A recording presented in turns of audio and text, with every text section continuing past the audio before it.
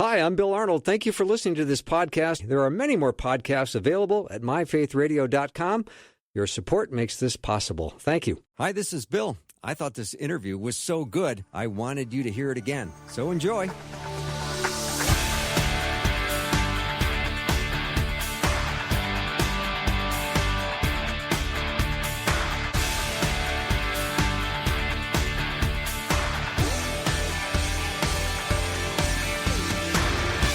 And a warm welcome to the afternoon show. I'm Bill Arnold. And, you know, we can grieve over any kind of loss. We are, it's a deep and powerful emotion. And oftentimes the loss could be the loss of a dream or a relationship, or maybe your health is lost, or a lost pet, or, you know, maybe there's even something that is connected to something very personal, like a childhood home, or who knows what, but there's a lot of reasons we can find ourselves in a period or a season of grief. And it is sometimes really hard to understand, but there is power and purpose behind it. And my guest this hour is Dr. Glenn Pickering, and we're going to talk about that very topic, the purpose and power of grief. I think I said that right, Glenn. Welcome. Perfectly great. Thanks. Yeah. So a very interesting topic. It applies to all of us. And I know we all go through grief differently. So help us navigate our way through all this today. All right. Thanks for having me. You know, excuse me. The Bible is real clear about grief. You know, we talked in previous shows about how so many of the Psalms start off with, God, where are you? My life is really hard. Feels like my enemies are all around me, like everything's going wrong. And Jesus, so on the cross, he cites one of those Psalms, Psalm 22, and he says, the start of that psalm, which is, my God, why hast thou forsaken me? I think it's really interesting in both Matthew and Mark, it says, and it was dark for 3 hours, and then Jesus said that sentence, in the midst of the darkness, that bleakest moment, Jesus says, my God, why have you forsaken me? Now, every Jew would know that psalm. They would know that was the beginning of Psalm 22, and they would know how that psalm ended, which is about glorifying God, the God who will not hide his face from us and who listens to our cry. And so in claiming that psalm, in that bleak moment after 3 hours of darkness, just before his death, Jesus was saying, yeah, this is really painful. Like in Psalm 22, it says, you know, my bones are dried up, my joints, you know, are all messed up. I'm like, literally, my body is wasting away. That's how bad this feels. And so I think the first thing we need to understand about grief, and I think there are sort of two steps to it. Some people talk about the 7 stages of grief, and that's legitimate, but it boils down to 2 overall steps. First, our brain has to get used to the thought like, wow, that's really over. Just like you talked about at the beginning, that house we lived in, or that job I had, or that person who was my friend, or that place we lived, whatever, is done. Not kind of done, not sort of done, because that's just a way of not actually getting our arms around the fact like, wow, that's really over. So we have to just come to terms with, wow, that's done.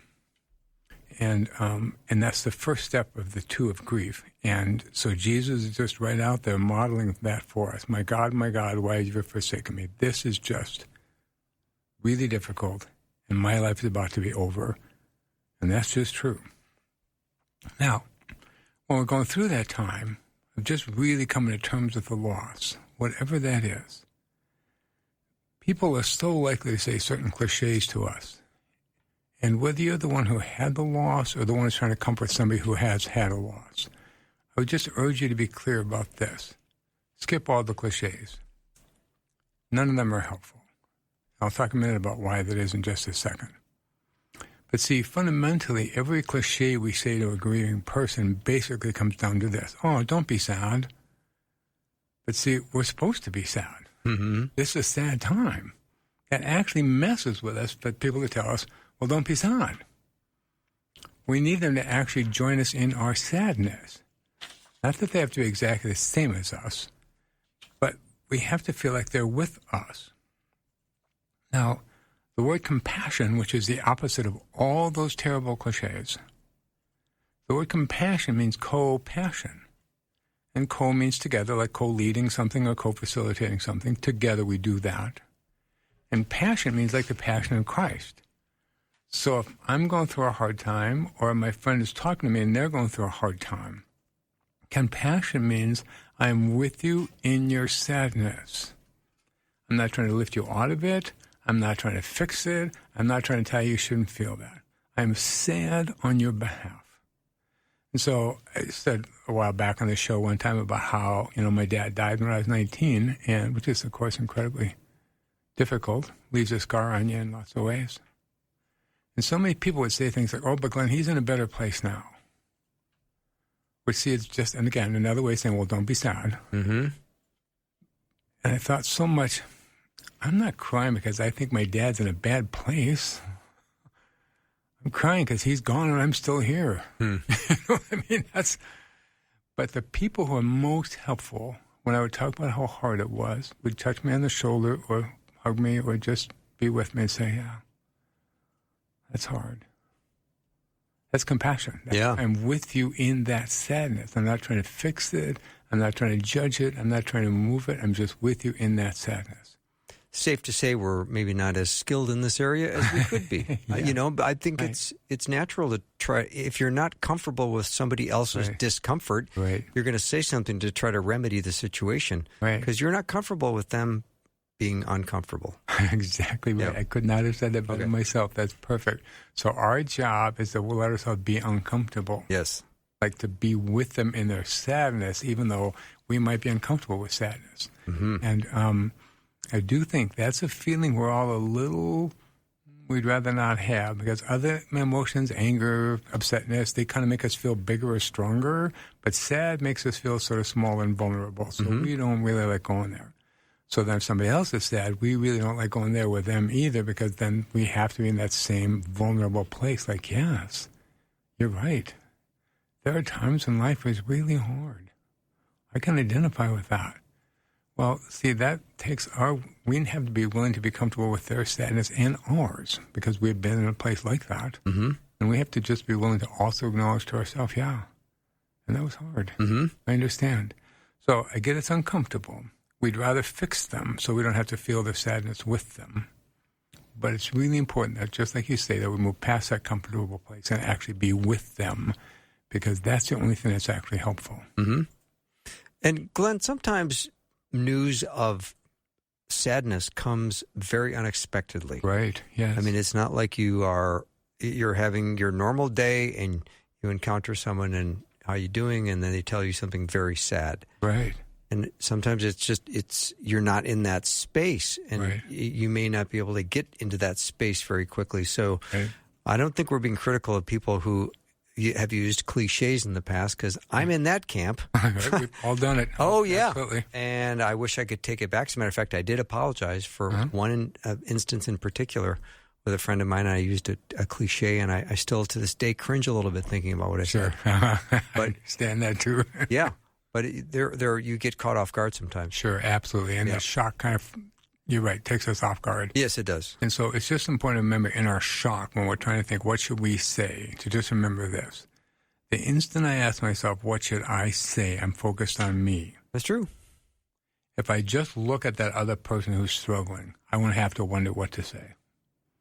If I just look at them and think, oh, man, that's sad, or that's hard, I'm sorry to hear it. Because if I'm looking at them and I'm seeing their sadness, I won't have to wonder what to say. Mm-hmm. It will be so clear. But as soon as I'm caught off guard, so I get a little shocked and think, okay, what should I say? See, now I'm all wrapped up in myself, and I won't actually know what to say because I'm not actually present. Don't we as Christians, though, want to be loving, compassionate, and have the right thing to say at the right time? Because that's what a Christian can do. They can they can come alongside a loved one and just have the right thing to say. That's right. And boy, did that feel good. And here's where we have to remember. God doesn't say to me, Glenn, you'll never hurt, and I'll make sure you never hurt. That's for sure. He says, I will be with you. Right? I will walk with you through that hurt. So if we're actually trying to be a godly Christian presence, we need to understand that's our role, not to fix it, not to tell them what to do, to literally be with them in their hurt, just as God would do for us. Mm-hmm. And so we need to remember, even though there's this huge part of us that thinks I want to do something, I want to be helpful, and that comes from the best place, like we really want to be helpful. It's important to remember being with them is the most helpful thing we could possibly do. Mm-hmm. So is it helpful, Glenn, to have a number of thoughts in your head that you can sort of go to when you encounter bad news? Sometimes you feel flat-footed, like, I don't know what I should say here. Right. But if you have thought about it, prayed about it in advance, you might be able to have the right thing to say at the right time. Well, if you pray about it in advance, what you need to pray for always is, help me be focused on them. Yes. Because my ego makes everything about me, which I don't mean badly. I just mean, we have a human self, and our self is mostly concerned with ourselves. And we also have a spirit side, of course, which is a higher self. But we have that earthly self that's pretty aware of ourselves. So that's going to be our first thought, what about me? And I just need to take 2 seconds to be that kind of second responder that I often talk about on the show. But just slowing down long to think, okay, it's not about me. My friend is grieving. My friend is going through a hard time. What do they need?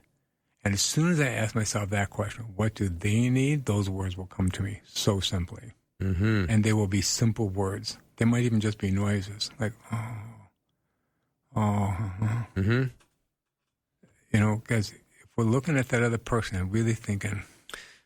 Yeah, Glenn, what's the line between showing sympathy and having a similar experience that you can share and just being present with this person in the moment? Well, a friend says, I lost my job. Oh, yeah, well, I remember when I lost my job. Yeah, back in 2007 when it was 06. You don't remember very well. But I'm getting old. That's all right. No, but a lot of people think, well, I'm going to be helpful. I'm going to let them know I lost my job. Right. And here's the thing. We can do that as long as we hand the conversation back. I always think that anytime somebody says, Glenn, here's an experience I went through, and I want them to know I understand that. It's my job to say in 1 or 2 sentences, yeah, I had a similar situation like that too. It made me feel really lost. How are you doing? So I can say anything I want about myself to show I get it a little bit, but I have to very intentionally hand the conversation back to them. Otherwise, I'm going to go off on a story about myself, and they will walk away feeling really unheard. How about if you just wait and see if they say, Glenn, has anything like this ever even happened to you? Why don't you just let them see if they ask you? And they might. And I'm promising they might not. The rules are going to be the same thing. I'm going to say, yeah, it did that.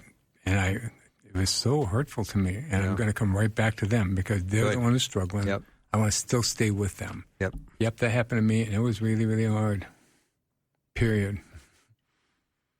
Like, I get it. I'm with you. And I don't have to tell you that whole story because right now you're the one that's grieving. Mm-hmm. All right. You're being compassionate. Okay. Let's just say it's 2006. I lost my job, which I didn't do, by the way. But you're coming alongside being compassionate and saying, I'm sorry. And I think to myself, well, that's all you got, man? Is I'm sorry? I need some stuff. I need some deeper thoughts. And I might even say, but remember, I'm going to know that I don't know what you need. So even if you say, yeah, that's really sucks, I'm going to say, yeah, I know, I've been there. I lost my job too, and it was hard. Then I'm going to say, how can I help? Okay. What do you need? How can I be with you? But I'm not going to assume I know that answer because that's really hurtful to people. Well, why don't you just go for a jog? That'll make you feel better. Oh, yeah. Thank you very much. Yeah. Right. So I'm going to say something. I might ask a question, but I'm still going to try and keep that focus on them because they're the one that's struggling. Yeah. We certainly don't want to make the situation at all worse. Right, exactly. Because people do have immediate needs, and I've been experiencing this lately with some people, and I think if I don't just stay present in the moment and try to supply them with some kind of attention, care. Yeah, you lose them. Oh, sure. Yeah. And because that's what they want. They just mean all of us. I promise you, when we're going through a grieving time, the one thing we want to know is that other people care that that's happening to us. Mm-hmm.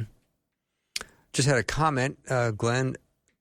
With grief over one of the struggles I have is trusting God moving forward. Mm-hmm. And I desperately want to trust him. When I go through hard losses, I'll say to God, I know you're good, but since you've allowed this loss, I feel like I have no idea what's around the corner, and therefore I don't know with my fears and my future. Great. I love that. We're going to talk a lot about that in the second half of the show, so I'm going to put it off a little bit, but I want to say this just quickly. When we go through that grieving time and we feel like now we don't know what's going to happen next, the trick is we never know what's going to happen next. It's just when we go through a grieving time that it makes that really clear that we don't know what's going to happen next. We think we do, but the scriptures say tomorrow's promised to nobody. We literally don't know what's going to happen next, which is why we have to trust God. And when we go through a grieving time, that just makes it really clear that we don't know what's going to happen next, but we always don't know what's going to happen next. All right. Which I don't mean bleakly. I just mean it's just true. Mm-hmm. Dr. Glenn Pickering is my guest. We're talking about the power and purpose of grief. If you have a question or comment for Glenn, you can text it over 877-933-2484. You can learn more about Glenn at drglennpickering.com. That's Glenn with two N's, Pickering. We'll be right back.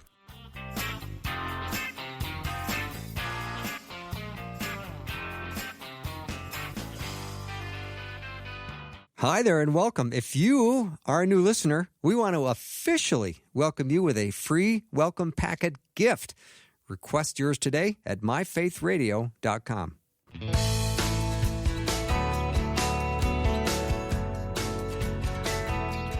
Dr. Glenn Pickering is my guest. Our topic today is the power and purpose of grief. We've all gone through grief. You might be in the middle of it right now, so I'm glad you tuned in to the afternoon show. Let's talk about this big fear. And Glenn, just assure everybody, it won't last forever. Right. In fact, let me do one thing and then we'll come right to that if that's okay. Of course it's okay. Jesus said the truth shall set you free. And when we're talking about compassion, here's why it's so important to be compassionate with people who are grieving, to be with them. Because one truth, if we really understand that the truth will set us free, one truth is that we're not alone, even if it seems like that when we're grieving. I went through a grieving time a while back that was so intense. I literally felt like even God had abandoned me. And I just happened, quote unquote, to hear that radio preacher saying, hey, if you're grieving right now, I have a word for you. And boy, did I tune into that thought. And he said, you probably feel all alone. Even though my heart hurts thinking about that time. And he said, but that's only because your grief is so enveloping you. You're not seeing all the people around you who care for you, all the different ways people are trying to be helpful to you, all the different ways God is showing up in your life. They're there, but you're not seeing them. So he asked all of us who are going through grief to get a journal, which I didn't do that, but I did do it mentally, and just notice all the times people said hi and asked us how we were doing. Mm-hmm. All the people who smiled when they saw us. All the people who opened a door for us. All the people who asked me, Glenn, is there anything I can do to help? And all the different miracles and little incredible things that happen in your life all around you every day. And what all of us will notice if we do that is there are somewhere between 20 and 50 amazing little things that happen every day. People smile, hug you, say hi, ask how you're doing, open doors for you. Amazing little doors open all around you couldn't have done yourself. And once you start keeping track of that, then you realize, okay, I am sad, but I'm not alone. Mm-hmm. And we need to understand that we really are surrounded by so great a cloud of witnesses, like it says in Hebrews. We need to understand that's true. No matter how sad we are, there are always people with us in that process, and God is always with us in that process. Which doesn't mean we're not sad, or that we shouldn't be sad. Sadness is sacred. But we just need to know that there are people and a God who is always with us in that walk, and that we need to be aware enough about them to let them be on that journey with us, because we don't do that journey by ourselves. Although when we're sad and shrouded in grief, it can seem like it to us because we're not paying attention. So all of you who are grieving, I just ask you to pay attention, not as a way to not grieve. It's not about denial. Just noticing, yes, you're sad, and people still care for you. People are still there for you. God is still opening doors for you. Miracles are happening all around you. Pay attention. Because your grief is part of the story, and it's a real part of the story. That's not the whole story. And Glenn, did you get out of that period of grief? Honestly, it was so incredibly helpful to me. Within 3 days of actually doing that, I felt way better. Okay. I still had all the stuff I needed to deal with in front of me. but I just didn't feel so overwhelmingly alone with it. That's the part that can be paralyzing. All of us are going to go through hard times, but if we know we don't do it by ourselves, that keeps us from being paralyzed by the things that we have to deal with. What if you are going through it by yourself? It's easy to think that. I know it, and I've been there. It's just never true. What if you don't have a lot of friends, and you don't have a lot of contacts, and you don't have a lot of family that get along with you, and you really are kind of alone? Then I need to ask, is there any way in which I'm perpetuating that? Well, I don't want to feel guilty on top of feeling lonely and desperate. No, not guilty. I want it to be more like empowering, like, oh, who could I call? Who could I send a text to? Who could I email to? Who could I pray for? In other words, what are all the different ways I could reach out to the people in my life, partly to be there for them and partly to ask them to be there for me, even if I'm just asking them to pray for me. Even if it's just important to think, okay, who are the people I could connect to? Because if I'm not connecting to anybody, partly that's on the people in my life, but partly I might be sending out the message that I don't want them to. And so I just need to make sure from my end that I'm not doing that. Okay. That I'm giving people who want to be in my life a chance to actually do that. Okay. Okay, so people, when I say, well, you got to let yourself be sad, they're like, oh, crap, I don't want to be sad the rest of my life. That's the part you were talking about a second ago. And I think, right. But here's the good news. All of our emotions have a relatively short half-life. Here's what I mean. I was leading an interpersonal therapy group once years ago, and somebody said, Glenn, how do we get over being angry? I said, I don't know. How do you get over being happy? Looked at me like I'd lost my mind, of course. And I said, no, what do you do when you're happy? Well, I feel happy. I tell people in my life I'm happy. I let myself be happy. I said, yeah, and then what happens? And then I'm kind of move on to something else. Right. See, our emotions are designed to just be short things that help us be in the present. And here's how come. This is my theory. When Moses asked God, who shall I say sent me? God says, tell him I am sent you. That God exists in the eternal right now. So everything we call a spiritual discipline, every form of worship is just about being present. Call it prayer, call it going to church, call it singing a Christian song, call it being out in the woods, call it being taking care of a baby, call it whatever you want to call it. There are all these ways of slowing down and actually being present. And so our emotions then, we need to understand, are just the thing that God created to help us be present. So if a person calls me and says, hey, Glenn, I just got a promotion, I'm happy for them, and that helps me be present to them, to be in that compassionate state where I'm with you there. But 5 minutes later, somebody calls me and says, Glenn, I lost my job, I'm going to be sad for them because that helps me be with them in that moment. Our emotions just are things that help us be with the people in our life at that moment. So if somebody says, well, Glenn, what if I let myself be sad when I'm sad? What if it lasts forever? I say, it can't. I mean, it literally won't. Our emotions are not designed to last all that long. So they're designed for us to be more present to God and to other people. So if I'm going through a sad time and I just let myself sit down and just be sad for a minute, think if this is sad, I talk to God and God, I'm really sad about this. It's really a down moment. I'll be sad for a minute or so. I'll feel God's gentle presence, and I'm going to be ready to kind of get up and go do something else. Not that I'm now done ever grieving, but I'm done right now. And so like you're taking a break. Right. Yes, in fact, when my dad did die, like 3 days later, a friend of mine called me up and said, hey, Glenn, come down and play volleyball at the gym tonight. We need another extra player. I'm like, how big a jerk are you? You need a guy from your volleyball team because you're missing somebody. You called the guy whose dad just died? Jeez. Oh, golly. But he kept saying, no, come on down, it'll be fine. And finally, I gave in just because I was too tired to fight about it. So I went down and played volleyball. About 15 minutes into it, I realized I was actually having fun. I was guessing that was going to be the outcome. And I felt so bad. Like, how bad of a son am I? My dad just died and I'm out having fun. And I felt like God's very gentle voice said to me, Glenn, it's okay to grieve, but you can't do it 24/7. Yeah. Plus, I see you getting some exercise, which is a good right. thing. Absolutely. It helps keep a little balance and a little bit of perspective. Crying and sadness, yeah. Right. So when we're sad, it comes down to this. It comes down to Matthew 5:37. It says, let your yes be yes and your no be no. So if you're sad, be sad. And let yourself be sad. And you'll be sad in that moment. And I promise you, if you actually let yourself be sad, in a minute or two, you're going to be kind of ready to go do something else. Mm-hmm. And that's great. That's if I let grief work the way it does, that's how it works. It kind of comes in waves. And when one of the waves washes over me, if I let myself be sad, then pretty soon I'm going to go be ready to do something else. Mm-hmm.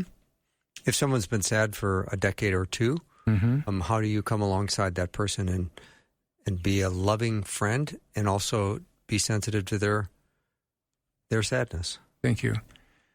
2 thoughts about that. One, our sadness never goes all the way away. Like, somebody might say, well, Glenn, your dad died when you're 19. That was, 20 years ago. Okay. It's, 50 years ago. But I'm still not the same person that I would have been had he not died. Mm-hmm. I mean, I can still watch a show where somebody's dad dies suddenly, and I cry harder than the person next to me. Mm-hmm. You know what I mean? So, partly if a person is sad for something for a long time, I want to honor. Yeah.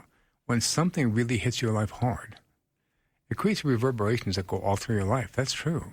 So I don't want to deny that there's still some of that sadness left over. But if they're still sad, almost like it just happened, well, what I know is they're not actually letting themselves be sad. Like they're trying to fight off sadness, or they stay busy, or they do whatever it is that they do to not actually be sad, which is why I see that's the problem. If I let myself have my emotions, they don't last very long. If I stuff them, they can last a lifetime. Yeah. So if I have a person in my life who's been sad a long time, I want to honor that. Yeah, you'll still be a little sad about this thing a long time from now. There's a residual sadness. That's true. But if you're overwhelmingly sad, like it almost just happened, then I'm going to want to talk to you as gently as I can about the things you might be doing that keep you from actually letting yourself actually be sad. Because there's a vulnerability to that, and there are some people who just don't want to go there. Yeah, that's for sure. Yeah, and then they stay stuck there. Yeah. Which is why it's really, really not Vulnerability is a hard emotion to deal with. I mean, some people would rather just be a little angry or irritated or... Yeah, sort of blow it off or all kinds of things, be resentful. But then... But vulnerability says, okay, I'm drawing the curtain back. Here's what I'm going through. I'm going to let myself be sad, which is why all the Psalms start off by acknowledging the sadness right up front. It's like if we just acknowledge it, we can move on from it. But if we don't acknowledge it, honest to gosh, it can still be there for a really long time. Glenn, let's revisit, let your yes be yes and your no be no. Yeah, so part about being sad, thank you, that's kind of where I was going with that, is that if I'm sad, I don't want to pretend I'm not. I don't want to be there 24/7, but anytime I am sad, I want to just stop and just be sad. And if somebody talks to me right when I'm feeling sad and they say, Glenn, how are you doing? It's important to say, well, right now I'm feeling kind of sad. To just let my truth be my truth. And if I'm actually having a pretty good day, I don't want to say, oh, I don't want to pretend I'm not, like somehow that's bad. I want to say, well, today I'm having a better day, thank you. Again, I just the Bible is so clear. Just tell the truth to myself and to others. But if you are being asked, how are you doing, Glenn? And then do you realize that at some point you have to have some space to have a thoughtful interaction with somebody? Yes. When you might just be, passing them. Right. Yeah. So when you have to be honest with yourself, but also realize that this person is kind of making casual small talk. Right. And I can't hit him with this. Then I'm fine. Well, you're not fine. I know. But all of a sudden, are you in a place, and are they in a place right, where you can have a meaningful interaction? What are the rules? And for me, the rule is this. It's a two-step thing. If I can't tell, are you just making casual conversation as you walk past me down the hallway, or are you actually asking? I'm going to say some small thing like, well, I'm okay. And then they can say, okay, fine, and keep walking, and I know, okay, you weren't really asking. Okay. Or they're going to say, oh, what happened? Or they, oh, you actually are asking. Well, then I'll tell you more about it. But we actually all do that. We don't know necessarily that that's what we're doing, but that is what we do. People say, hey, Glenn, how's it going? And we say some simple little thing like, fine. Or maybe a little more honest, well, kind of struggling today a little bit. And then we sort of watch. Mm-hmm. If they're like, oh, how come? Oh, you were actually asking. Okay. But if they walk by and they're, it's like, okay, you weren't really asking. You were just making small talk on the way by. Okay. Well, I think there's a certain level of pleasant exchanges that people have in their daily interactions. Right, yes. And most of them are designed to make a quick connection. Right. And then there's that next layer of friends and people that you know that call you and say, hey, Glenn, how's it going? Right, exactly. And then all of a sudden you realize they they're asking. They actually want to know, right? Yeah. And I have to be willing to meet them at that level Yes. and tell the truth. Yes, but when you're in the first tier, and it's a connection point and a quick hit and run sort of thing. Right. How do you respond to that when you've got some deep grief in your life? Then I am going to say some small thing, like I'm kind of struggling today.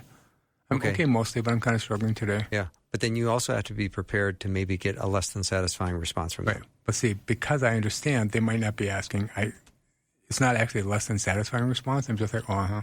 Like, I mean, some people are asking and some people aren't. And it's just a way to tell who's who. And if they're one of the ones who's just making a casual conversation, that's okay. Yeah. I mean, that's all right. All right, we're talking to Dr. Glenn Pickering on the power and purpose of grief. If you have a question or comment, Glenn can answer your questions, especially if you're in a season of grief or you've just gone through it, or you can text your question or comment over to 877-933-2484. We'll be right back.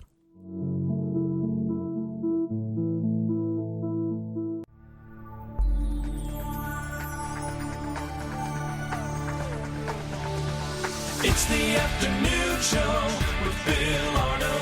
Prime time, drive time. Let's get it started. Jump in your car. What's for dinner? It's the afternoon show with Bill Arnold. I will admit this is a tough topic. We're talking today about the power and purpose of grief. And if you are in a period of grief in your life, I just pray Psalm 34:18 for you that says, "The Lord is close to the brokenhearted and saves those who are crushed in spirit."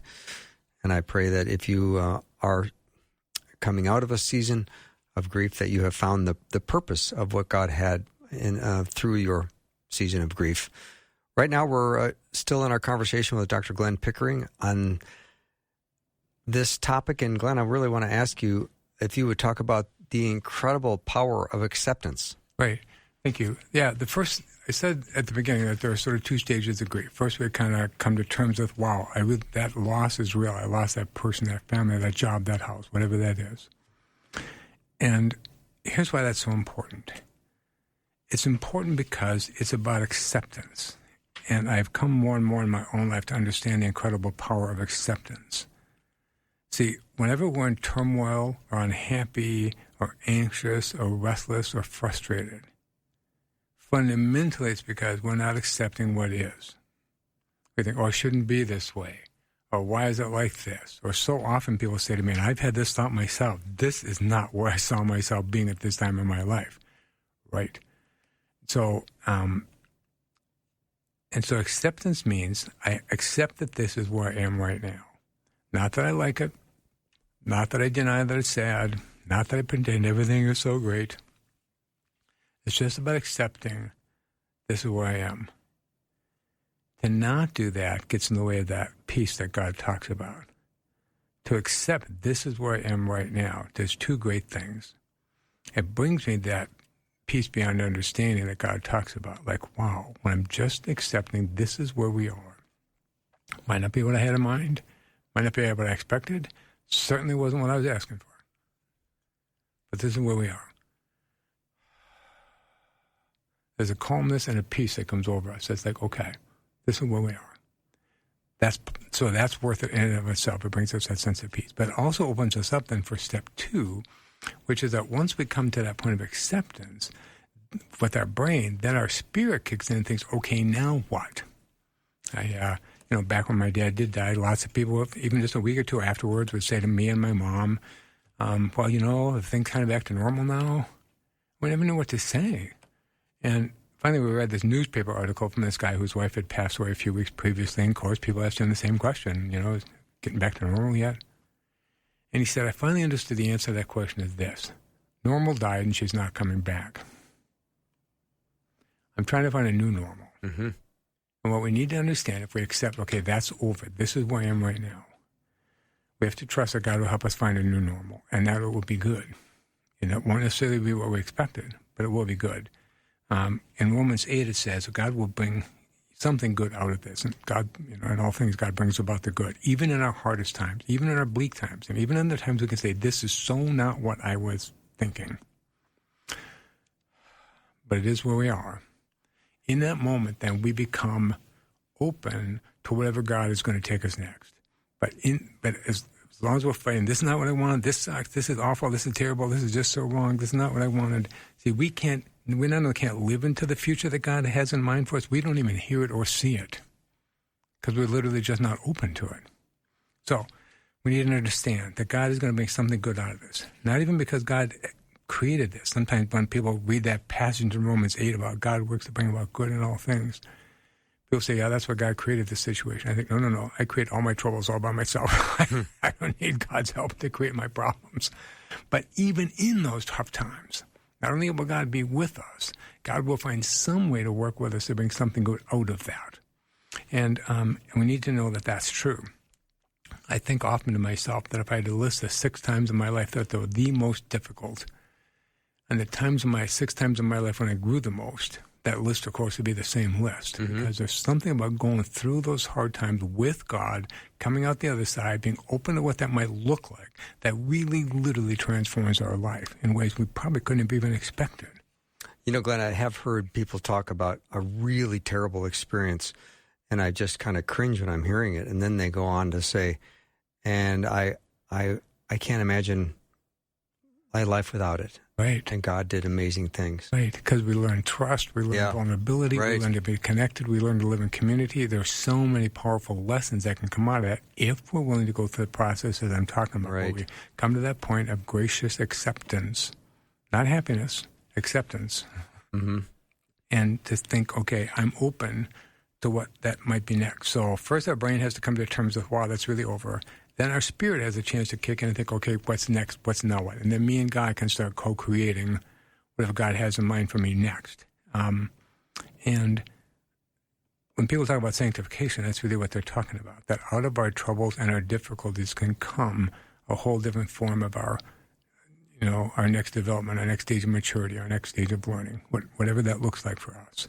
And I often say to my clients, every yes starts with a no. If you ask people to talk about turning points in their life, something amazing happened, and I ask them, what happened right before that?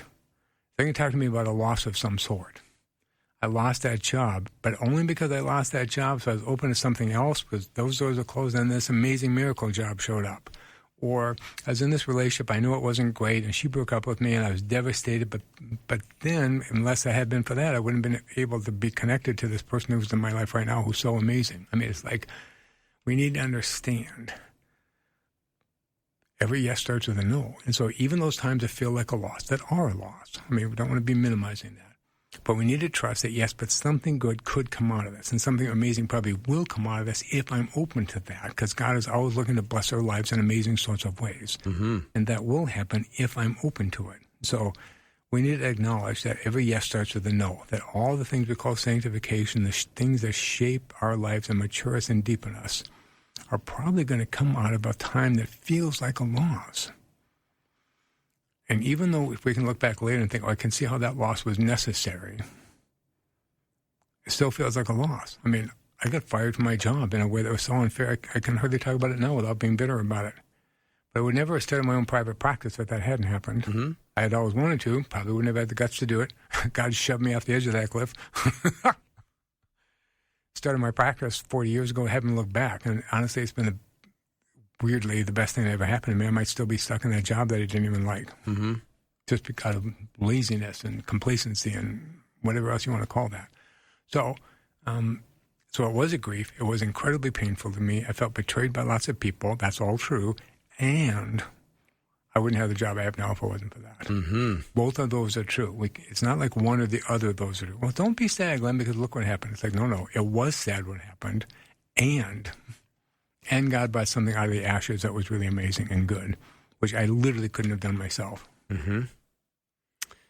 So in this process, something new emerged that you couldn't anticipate and you didn't see, but God continued to work in your life in sovereign, in providential ways. Exactly. And so some new ministry will emerge, or a new relationship will emerge, or a new sense of purpose, or even new emotions. You might be, I'm way more, how can I say?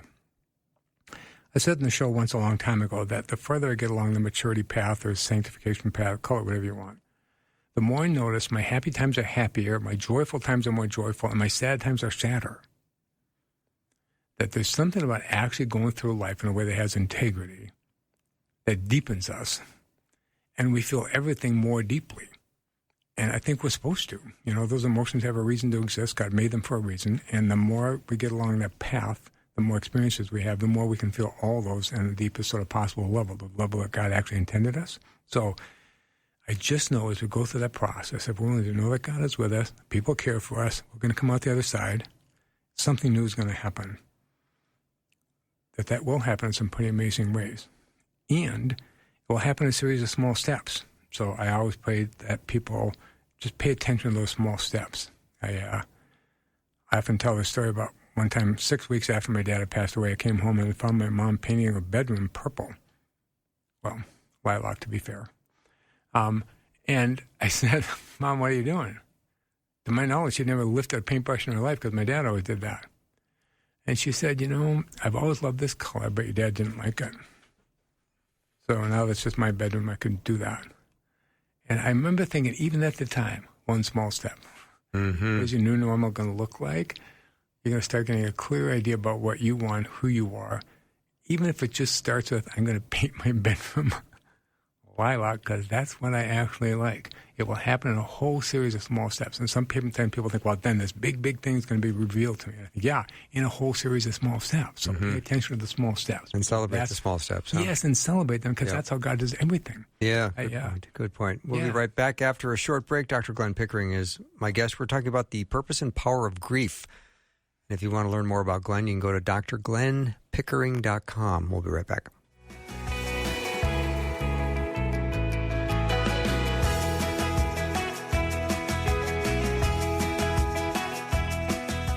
Well, your generosity is a living testament to your love for God and priority to advance the gospel. Thank you again for your tireless commitment to stepping up and blessing Faith Radio. As we head towards the holidays on December 3rd, we will celebrate with a single-day winter fundraiser. Thank you for your generous prayers and support. And if you'd like to get things done early, and who doesn't, you don't have to wait. Learn more about supporting Faith Radio at myfaithradio.com.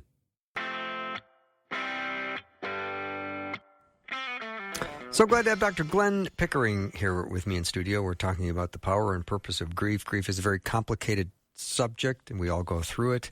We all deal with it differently. There's a mysterious factor to grief, Glenn, because we don't ever look at someone and go, oh, grief, I know what you're going through, because I really don't. Right. But we do come alongside people and love them where they're at. Right. But when you talk about a series of small steps, that's the way God often works, is how do we recognize the small steps? How do we understand that picking up a paintbrush and painting the bedroom lilac was actually a small step? Right. How do you celebrate that moment? Right. Versus go, here I'm going now. Might as well paint the bedroom. Might as well paint the bedroom. Versus going, no. This is a small step. This is good. Right. This is the step one of you creating your new normal. Yeah. Yep.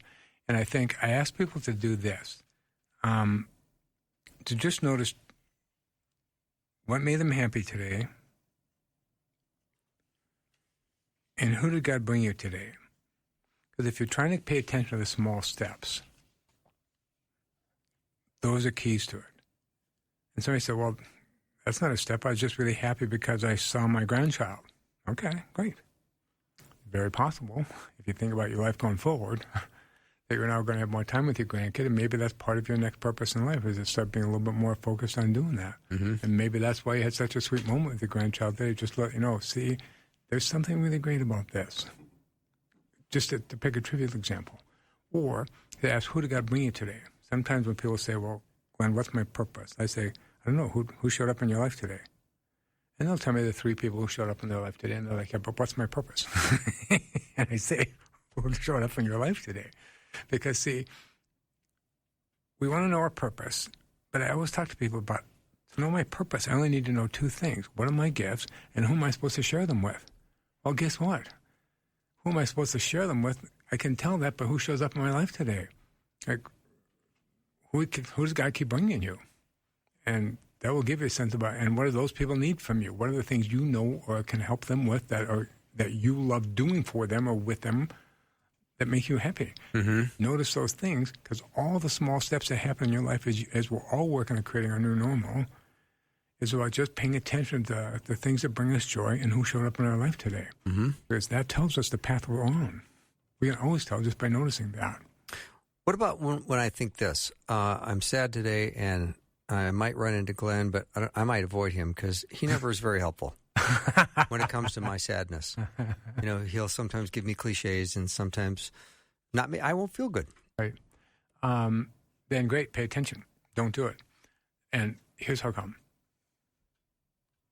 See, if I pay attention to the people that bring me joy and the things they do that bring me joy, I can also pay attention to the things that bring me down or don't bring me joy. Because that also gives me a sense of what I don't want to do. And having a clear sense of what I do want to do and what I don't want to do is probably really helpful. So noticing the people that I find frustrating is probably useful to me. If I find it difficult to be around kids, I'm probably not called to be a youth leader. It's probably not my calling. And that's okay to know that it's not. Oh, absolutely. Yeah. So notice what you love doing. Notice what brings you joy. Notice what doesn't. Okay, what are some concrete steps we can take? Cool. So if you're grieving, I want to say to people this. 1, allow yourself to be grieving. That's the first step, to just really let your sadness be sad. And sometimes people say, well, Glenn, I have a hard time letting myself be sad. And I think, okay, great. Find a picture of the person you lost, or that house that you lost, or draw a picture of it if you can't find a picture of it, or whatever it is, something concrete, and just let yourself be with that picture and think about how much you miss that person or that house or that group of people you worked with. Just let yourself be with that for a minute, and you'll notice, oh, I'm really sad. Yeah, not in a bad way, not in an icky way, just like, oh, yeah, that helps me be aware of how much I miss that person or that house or that whatever that is. So, first of all, let yourself be sad. And if you need a picture or a thought or a scripture verse that helps you to do that, well, great, that's okay. Or it might even be a song that reminds you of a certain time in your life that you're missing. Well, great, let yourself listen to that song. Don't avoid it. Let yourself listen to it. Let yourself be sad. Okay. Be sad. Let it be okay. Second, and then get up and do something else, because we're not supposed to do that forever. If I'm missing a person, I take a picture out and I think about them and I miss them and I let myself be sad about that and and even maybe cry about it for a minute and thank God for bringing them into my life. It's important that I not keep sitting there doing that. It's important to get up, go wash the dishes, wash the clothes, do something. Because I'm not, just like I'm not supposed to avoid my sadness, I'm not supposed to dwell in it either. I need to let myself be sad and then go to something else. Because if I'm grieving effectively, that's how it looks. I don't let myself sit there the whole day because that's not actually helpful to me. I don't actually process my sadness that way. I need to let myself be sad, get up and go to something else. Second, so let yourself be sad. Second, tell people the truth. If you're feeling sad, tell them. If you need help, tell them. Because everything we call community depends on that. People can't be in my community if I don't tell them about I'm sad or that I'm feeling hard or what's sad or the ways that they could be helpful to me. Hey, Glenn, how can I help you? Oh, nothing. Well, that's not true. There is a way they can help me. Even if I'm sad and I'm alone in my house and I don't want to go out and do fun things because it's sad to do them by myself, I just might need somebody to go to the movies with me once a week. Or come to my house and watch a movie with me or go out and have a cup of coffee somewhere. I might just need somebody to do something with me, but they need to know that. Oftentimes when I was a pastor before and I was doing a funeral, I would ask the person, like if a woman, her husband had died, I'd ask her to write down a list of 12 or 13 things people could do to help her. Because right for sure after the service, people are going to say, hey, if there's anything I can do. And it's super helpful to have a list. I need somebody to have supper with me. I need somebody to help me weed my garden. You know what I mean? Because people want to help. They don't know what to do. But so we have to be honest. Yes, here's the things you could do that would be helpful. We have to tell the truth. And finally, it's really important that we pay attention, whether it's with a journal or just in our mental back of our head, to just notice all the offers for help, all the miracles that are happening, and all the things that we're learning in the process. Because that's an important part of what's happening to us, and we're supposed to notice those things. Not as a way of pretending or denying that I'm sad, along with the sadness. Sometimes people say to me, Glenn, I'm going through a sad time, but I know in the end I'm going to be okay. And I say to them, if we have the right kind of relationship, it's important to understand you're okay right now. You're not going to be okay. You are okay. You're sad, and that's okay. And God is walking with you, and that's okay. And you're creating a new normal, and that's okay. You're okay right now. You're not going to be okay. Yeah. You're okay right now because being sad is okay. That's a great way to end. Thank you so much, Glenn, for being here and talking about the power and purpose of grief. If you've missed any of this hour, check out the podcast. That's a lot of great material. especially if you're in a season of grief. That wraps up our show for the day and for the week. Thank you for supporting Faith Radio. See you next week.